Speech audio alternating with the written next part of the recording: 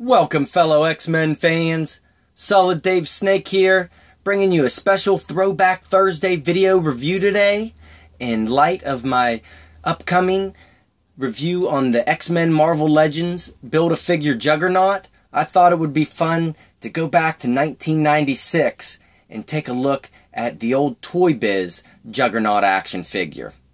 And just like with the current Juggernaut Marvel Legends action figure, this action figure was really big for back in the Toy Biz day. A lot bigger than some of the other Toy Biz X-Men figures. So let's take this new Juggernaut out of the way till tomorrow and bring up this new one. And this was a couple years into the lifespan of the Toy Biz X-Men figures.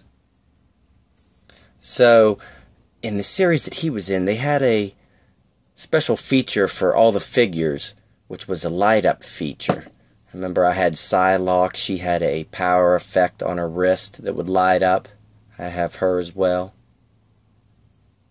But this is pretty cool.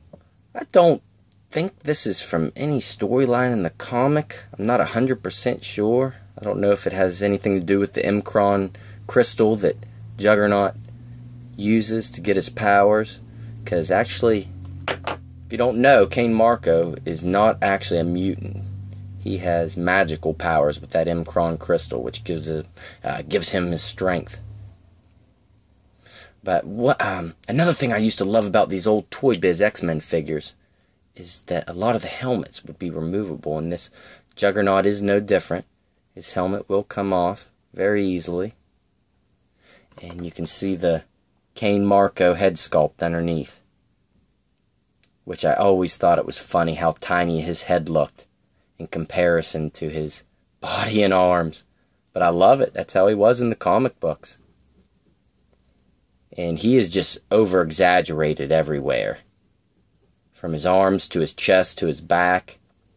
You can see the muscles just ripping out. And here's the button to push in whenever this hammer accessory is in his hand to make it light up. And amazingly, these are still the same batteries that this figure came with.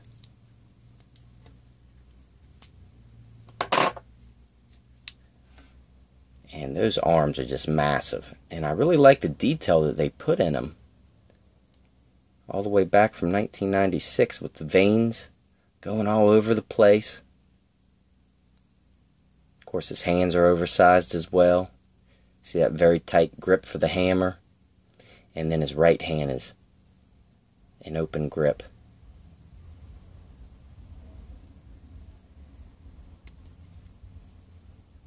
And of course, his legs are not as big as the rest of his body, but still very muscular. And articulation in these old figures, all you got was cuts. Which his head was on a cut, which will rotate all the way around, but it's feeling pretty stiff, and since it's old, I'm not going to force it. Both arms would rotate all the way around.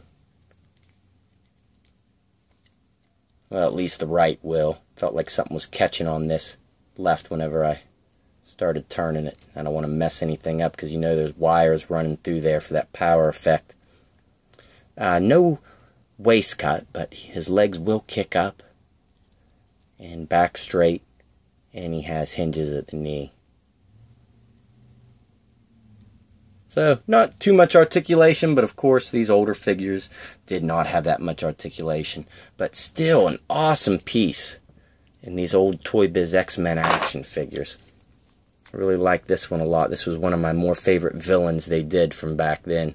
And very faithful to how he looked in the comics. So, alright everyone, I hope you enjoyed this Throwback Thursday review on the Toy Biz Juggernaut. And stay tuned, because his current bigger brother, the review for him is coming up tomorrow. So I'll see you then.